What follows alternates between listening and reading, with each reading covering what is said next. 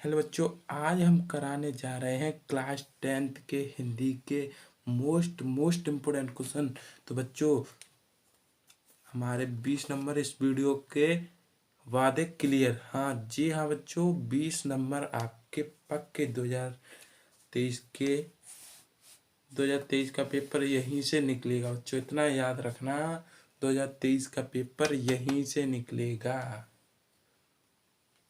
तो देखो बच्चों, अब हम बच्चों स्टार्ट करते हैं, ठीक है।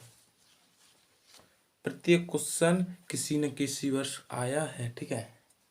तो सबसे पहले बच्चों क्वेश्चन है कि रीतकाल के कवि का नाम बताइए। रीतकाल के कवि का नाम बताओ बच्चों जल्दी। देखो ऑप्शन, फर्स्ट ऑप्शन है बच्चों जयशंकर प्रसाद, सेकंड ऑप्शन है महादेवी वर्मा, थर्ड ऑप्शन है बिहारी लाल भूषण, या फोर्थ ऑप्शन है ये सभी। तो हमारा राइट ऑप्शन कौन सा है बच्चों? हमारा राइट ऑप्शन है बिहारी लाल भूषण, ठीक है। ये भी हमारा कई एक वर्ष आया है, ठीक है। अगला क्वेश्चन है बच्चों, मैथिली शरण गुप्त किसे अपना गुरु मानते थे? ये बच्चों बहुत इंपोर्टेंट है 2023 के लिए, ठीक है। तो बताओ, मैथिली शरण गुप्त थे, वो किसे अपना गुरु मानते थे बच्चों? वो अपना किसे गुरु मानते थे, जल्दी बताना। इसका आंसर आप कमेंट में जल्दी से दो, ठीक है।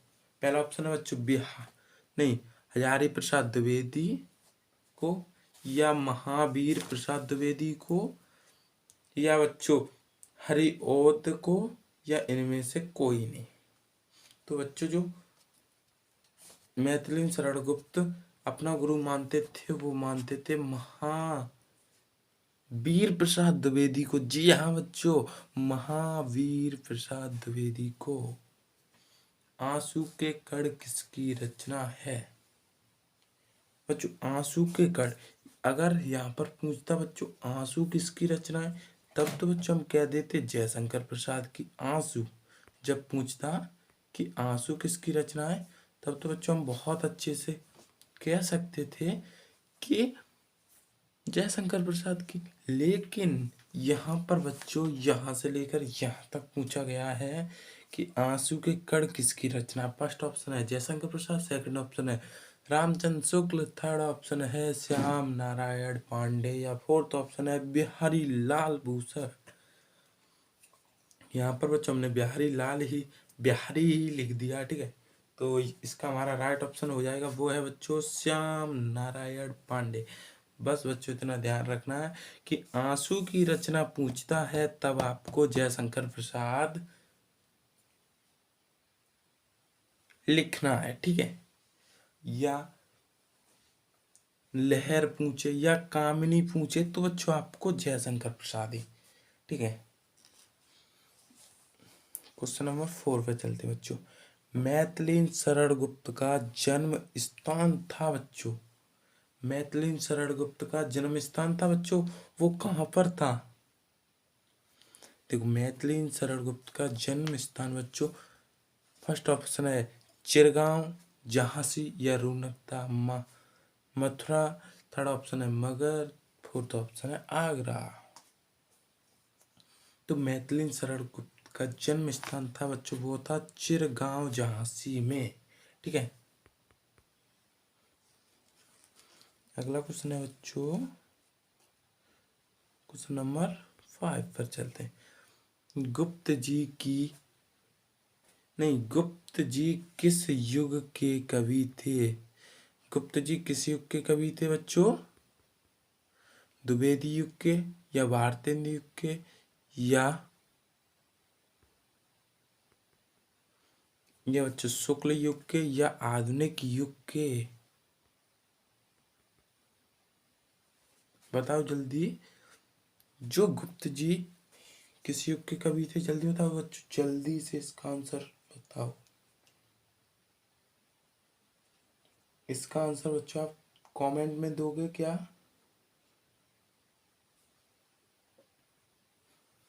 तो बच्चों गुप्त जी थे बच्चों, भारतेंदु युग के, किस युग के? भारतेंदु युग के। जी हाँ बच्चों, ठीक है।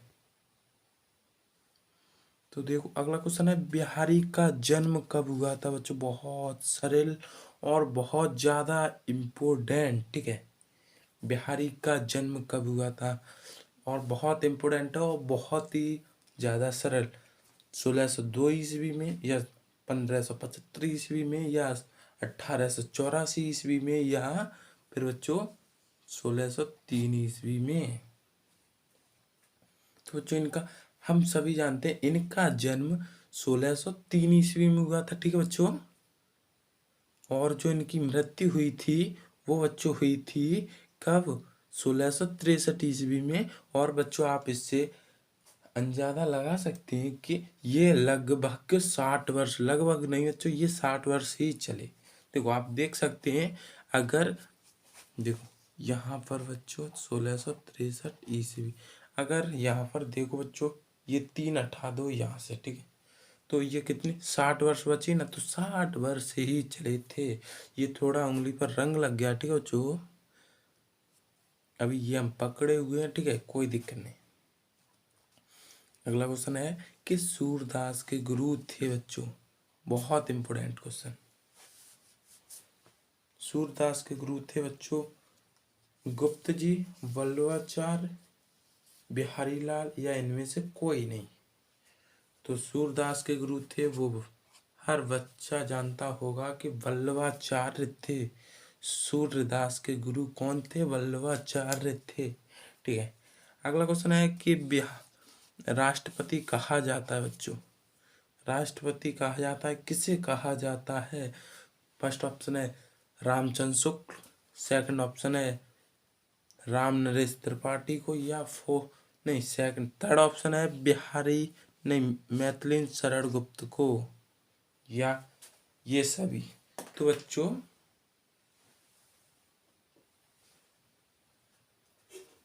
राष्ट्रपति कहा जाता है मैथिली शरण गुप्त को, ठीक है बच्चों, याद रखना, बहुत इंपोर्टेंट है। अगला क्वेश्चन है बच्चों, आंसू की रचना है, नहीं जयशंकर, ये तो गलत पूछ लिया हमने। अगर हाँ बच्चों ऐसे भी पूछ सकता, आंसू किसकी रचना है, तो आप कह दोगे जयशंकर प्रसाद की, ठीक है। अगर ऐसे पूछता है कि कामनी किसकी रचना है, तब भी आप किसकी बताओगे? जयशंकर। यहाँ पर बच्चों थोड़ा जयशंकर प्रसाद, ठीक है। अगर कामनी पूछता फिर भी जयशंकर प्रसाद की, और लहर पूछता फिर भी जयशंकर प्रसाद की। लेकिन बच्चों ऐसे भी पूछ सकता है जयशंकर प्रसाद की रचनाएं, और ऑप्शन में दिया होगा आंसू, कामिनी, लहर, या ये सभी। तो इसमें से तो बच्चों ये सभी आंसर हो जाएगा, ठीक है। ये तीनों इनकी रचनाएं हैं, ठीक है। तो अब बच्चों चलते हैं जो मोस्ट इम्पोर्टेंट क्वेश्चन है, और देखो और जो मोस्ट इम्पोर्टेंट क्वेश्चन है वो चलो देखते हैं। अब देखो बच्चों, अब हम देखो मोस्ट इम्पोर्टेंट क्वेश्चन अपने मन से बनाएंगे जो परीक्षा में आएंगे 2023 में, ठीक है। ऐसे प्रश्न नहीं आएंगे। अगर बच्चों आपसे पूछता है कि रामचंद्र शुक्ल का जन्म कब हुआ,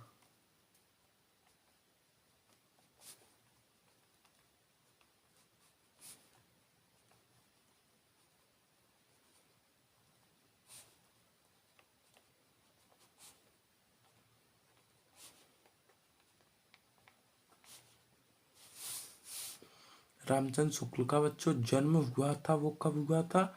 1884 ईस्वी से 1941 ईस्वी तक इनकी पूरी कहानी थी। और अगर ऐसे क्वेश्चन पूछे बच्चों, कई एक क्वेश्चन बनते हैं, देखो एक तो जन्म, एक तो मृत्यु, ठीक है।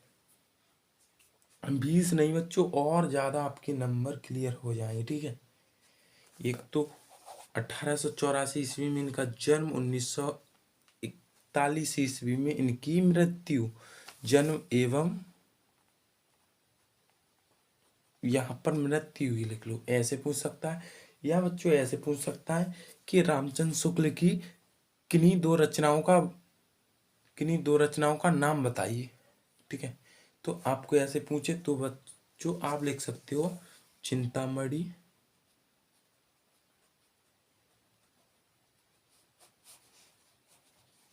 कॉमा बच्चों रश्मि मासा। ठीक है, ये क्या है, रचना है, ये रचना है। ठीक है बच्चों, अब देखो, अब बच्चों जयशंकर प्रसाद की बात की जाए। जयशंकर प्रसाद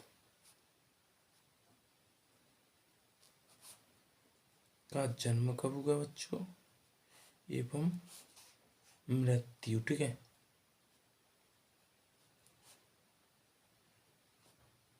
कब हुई। ठीक है, जन्म बच्चों इनका हुआ था, देखो बच्चों मैं आज आपका एक डाउट क्लियर करूंगा। इनका जन्म 1889 ईस्वी को या 1890 ईस्वी में हुआ। ठीक है, तो बच्चों इनका जन्म जो हुआ था वो हुआ था बच्चों 30 जनवरी। ठीक है,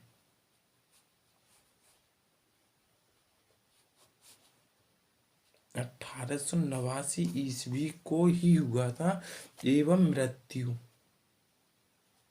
मृत्यु बच्चों उनकी 1937 ईस्वी में। ठीक है, इनके बड़े भाई और पिता की मृत्यु हो जाने के कारण इनका जीवन संकट में हो गया और इनकी शिक्षा व्यवस्था सुचारू रूप से नहीं चल सकी। कुछ इनका ऐसा ही जीवन परिचय है। ठीक है, जो इनके पिता थे वो साहित्यकार और साहित्य प्रेमियों का बड़ा सम्मान करते थे। ठीक है बच्चों, और देखो, और फिर हम अपने मास्टरमाइंड से कुछ और क्वेश्चन करा देते हैं आपके लिए। अगर बच्चों आता है ऐसा क्वेश्चन कि भारतेंदु युग के कवि है, तो बच्चों भारतेंदु युग के यानी कि भारतेंदु हरिश्चंद्र। ठीक है, और रीतकाल के पूछता है तो रीतकाल के बिहारी लाल भूषण। ठीक है, अगर बच्चों हमसे द्विवेदी युग के पूछता है तो बच्चों आप लिखोगे मैथिली शरण गुप्त। ठीक है, और छायावादी युग के पूछता है तो जयशंकर प्रसाद और महादेवी वर्मा। ठीक है, यही चार ज्यादा पूछे जाते हैं। ठीक है बच्चों, इतने ही आपको याद रखने हैं। अब बच्चों देखो, इनकी एक आध दो हम आपको रचनाएं बताएंगे। बच्चों ये इनकी रचना बहुत इंपॉर्टेंट है। प्रिय प्रवास, अयोध्या सिंह उपाध्याय बच्चों। ठीक है, इनके रचयिता हैं अयोध्या सिंह उपाध्याय। अब बच्चों आपसे एक क्वेश्चन है, 11 वर्ष का समय किसकी रचना है। 11 वर्ष का समय, तो बच्चों इनकी ये कई एक रचनाएं हम लिख यहाँ पर देखो बच्चों, बहुत इनकी रचनाएं। ठीक है, तो इनकी इतनी रचनाएं को हम अगर बच्चों याद कर लेंगे तो यूपी टॉपर हो ही जाएंगे। ठीक है, तो बस बच्चों इतना आप स्क्रीनशॉट ले सकते हो यहाँ से एकदम। बस ओके बाय बच्चों, ये याद कर लेना। ठीक है।